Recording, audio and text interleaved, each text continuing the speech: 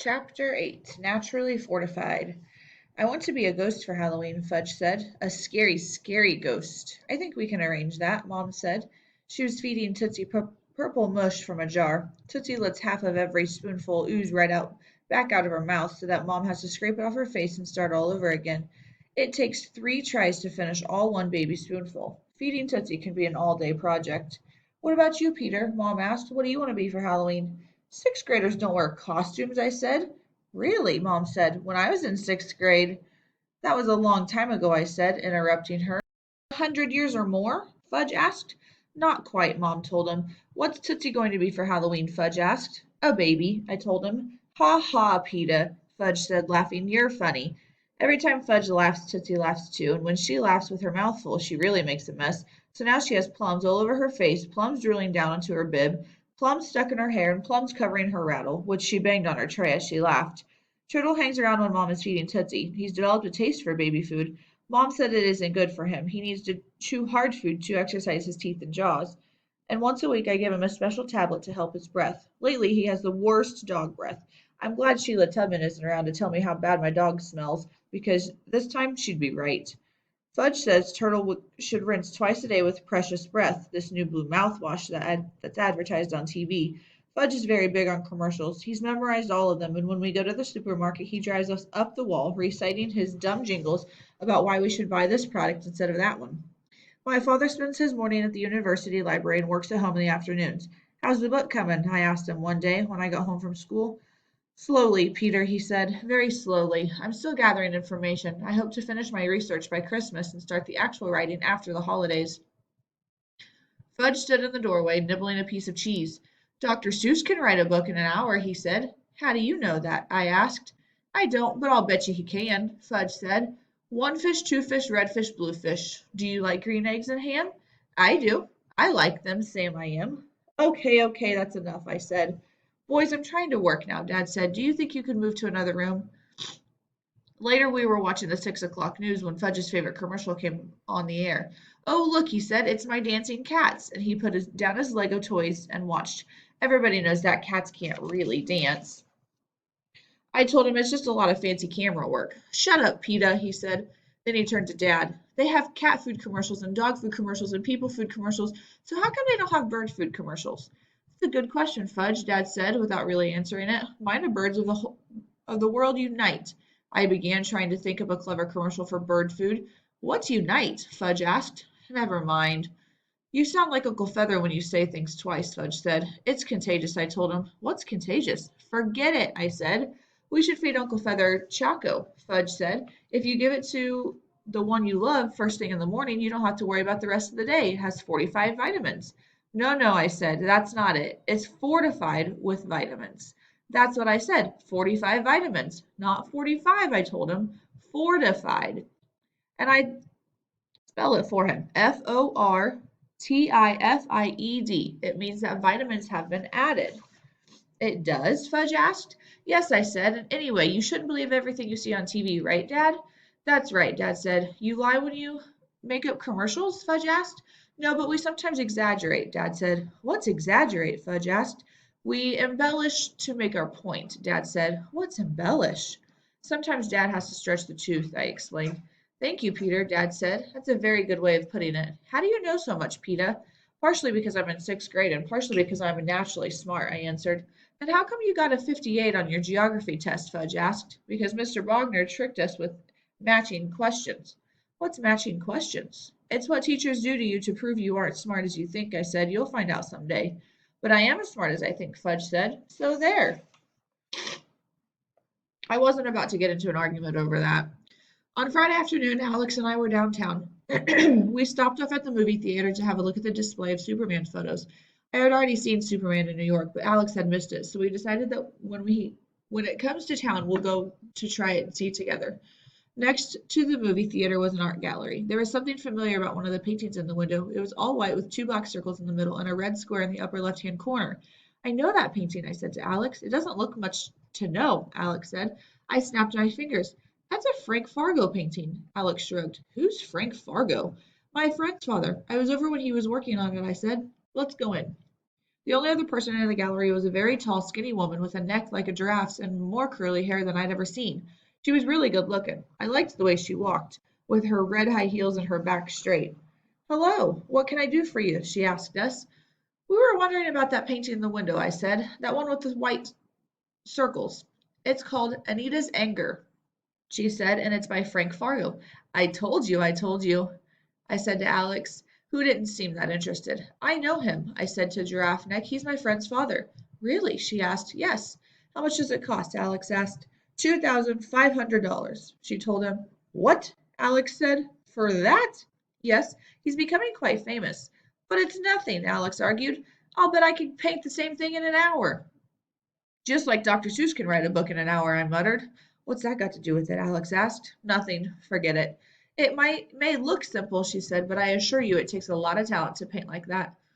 That night I asked my parents if they knew that Frank Fargo was becoming famous. Yes, Dad said. Didn't you? No, nobody ever told me. Nobody ever tells me anything. Mom and I are considering one of his paintings. It's in a gallery downtown. That white thing with the black circles and the red square? I asked. That's the one, Dad said. Do you like it? I don't know, I said. It sure does cost a lot. That's the problem, Dad said. But now that I'm going back to work, Mom began looking up from her needlepoint. You're going where? I said. Back to work, she told me. I've been offered a part-time job by Dr. Monroe, a dentist in town. I thought you were sick of teeth, I said. I thought you wanted to study art history. Art history will have to wait, Mom said. For now, I've decided to be more practical. I looked at Dad. It's because of the book, I thought. That stupid book. You wouldn't have to be practical if Dad was president of the advertising agency, wouldn't you? Peter, Mom sounded angry. That's not a very thoughtful thing to say. I didn't care if she felt angry because I did too. It's all right, Anne, Dad said. I think I know what Peter's getting at. He'd like me to be president of the agency, right, Peter? Well, sure, who wouldn't want his father to be president? But I don't want to be president of the agency, Dad said, and you've got to try to understand that. I do want to write my book, though. And sometimes you got to do what's really important to you, even if it's not practical. And I never said I was sick of teeth, Mom said. I said I want to think about a change in careers, so I'm thinking. It will be nice to have a job again, and if Daddy weren't home writing his book, I wouldn't be able to leave Tootsie. So it's all working out, you see? No, I said, everything is different. What do you mean? Dad asked. I don't know, just everything. Mom going to work, you writing a book, us living here, Tootsie being born, Fudge going to kindergarten, me in sixth grade. Everything is different. And you don't like it? Mom asked. Is that what you're trying to say? I don't know if I do or if I don't. Changes take some getting used to, Dad said, but in the long run, they're healthy. I didn't feel like listening anymore, so I said, Can I call Jimmy tonight? Sure, Dad said. Go ahead. Jimmy answered the phone. Hey, how's it going? He asked. I could tell that he was eating something. I don't know, I told him. Everything's different. I can't get used to it. Well, everything's the same around here, except that you're gone. He must have swallowed because his voice cleared. He told me about school and about our friends and about the way Sheila Tubman is telling the whole world how much she misses me. And then he said, Peter, I have a confession to make. What's that? I've been using your rock, not just sitting on it, but using it. You know what I mean? It's okay, I said. Don't worry about it. No kidding? No. You're a great friend. You know that? A really great friend. I have a confession to make too, I said. I've been using our Kreskin crystals. Not just looking at it, but using it to get to sleep at night. Oh, he said. I guess we're even, I said. I guess so. But he didn't sound as if we were the world's greatest friend anymore. I saw a painting by your father today, I told him, ready to change the subject. The white one with the black circles and the red square. Oh, that one, he said. My father painted that one right before my mother left for Vermont. One night they had this big fight and she threw red paint on the canvas and that's how the red square got there. And that's why it's called Anita's Anger. I didn't know what to say because Jimmy never talks about his parents' divorce, so I thought I changed the subject again. Do you know how much it costs? $2,500. Can you believe that anybody would pay for that? Shows how much you know about art, Peter. It sounded as if he had something in his mouth again. Pretzels, I thought. My father's last three paintings were sold for over $2,000 apiece, so before you go around opening your fat mouth, you should find out what you're talking about. And he hung up. Great, just what I needed. My best friend hanging up on me. He'll probably call back in 10 minutes, I thought, but he didn't. I waited until Halloween afternoon to call him. It's me, I said. I'm sorry. About what? He asked. You know, about the price of your father's painting. Oh, that. It just so happens that my parents are thinking about buying it. Which one? You know, Anita's Anger. Oh, that one. You should tell them to buy a different painting. Anita's Anger is a ripoff. Even my father says so. But you said, I know what I said. For a minute, neither of us spoke. Finally, I said, so what are you doing for Halloween? The usual, he said. Nothing. How about you? I'm taking Fudge trick-or-treating. How'd you get roped into that? I volunteered. You volunteered? I think he was chewing gum this time. You weren't kidding when you said everything's changed. He was chewing gum. I could tell he was blowing a bubble, and I thought I heard the pop when the bubble broke. My mother and father were surprised when I told them I'd take Fudge trick-or-treating, but Alex said he'd come with me as long as we didn't have to walk next to Fudge or hold his hand crossing streets or anything gross like that. Besides, we planned to take him out early, bring him home, then go out by ourselves. And I knew how badly he wanted to go with us, and not with mom or dad like all the kindergarten babies. Alex called for me at 6:30, and when I saw him, I couldn't believe it. He was wearing a costume, a sheet decorated with black circles and one red square. I'm Anita's Anger, he said. You like it? He turned around a couple of times, holding his arms out. It's different, I said. What are you? He asked. Me, I said. I was wearing jeans and a flannel shirt and the same clothes I'd worn to school that day. He's a sixth grader, Fudge said, and since he's a baby and Turtle's a dog and Mommy's a mommy and Daddy's a daddy and I'm a scary, scary ghost. Ooh, Fudge swooped across the room. You mean you're not going to wear a costume? Alex said. Not even a mask? Sure I am, I said. It's, upstairs. Wait a minute, I'll go get it. I raced up the stairs and found Mom changing Tootsie. Where's Fudge's disguise? I asked her. She looked blank. The one he sent away for, 4 cereal box tops and 25 cents. Oh, that disguise, Mom said, sprinkling baby powder on Tootsie's backside. I'm not sure. But, Mom, I need it right away, so please try to remember. I thought you said you weren't dressing up this year. I changed my mind, and Alex is downstairs waiting. Let's see, Mom said, fastening Tootsie's cleaning diaper. It could be in with Fudge's toys. He's always liked that disguise. Look in his closet, the red toy box. I ran down the hall to Fudge's room and threw open his closet door. The red toy box, the red toy box. Let's see. Here it is. I dragged it out and rummaged through it, and there it was at the very bottom, in a Pepperidge Farm cookie box, with the black eyeglass rims attached to the rubber nose and the stick-on beard and the mustache. I also found an old hat that once belonged to Grandfather Hatcher. I smoothed it out and put it on, along with Fudge's disguise. I checked myself in the bathroom mirror and then ran downstairs. That's mine, Fudge hollered when he saw me. I'm just borrowing it for a few hours. No, no, no. No, I said. Okay, then you don't get to go trick-or-treating with me and Alex. You can go with Daddy like all the other kindergarten babies. Goodbye. I flung off the glasses and rubber nose, tossed them aside, and acted like I was really going to leave without him. No, he cried. Come back, Pizza. Not unless I get to wear the disguise. Okay, you can wear it, but it's still mine, right? Yeah, sure, it's still yours. I looked over at Alex. He was shaking his head. Alex still couldn't figure out my family.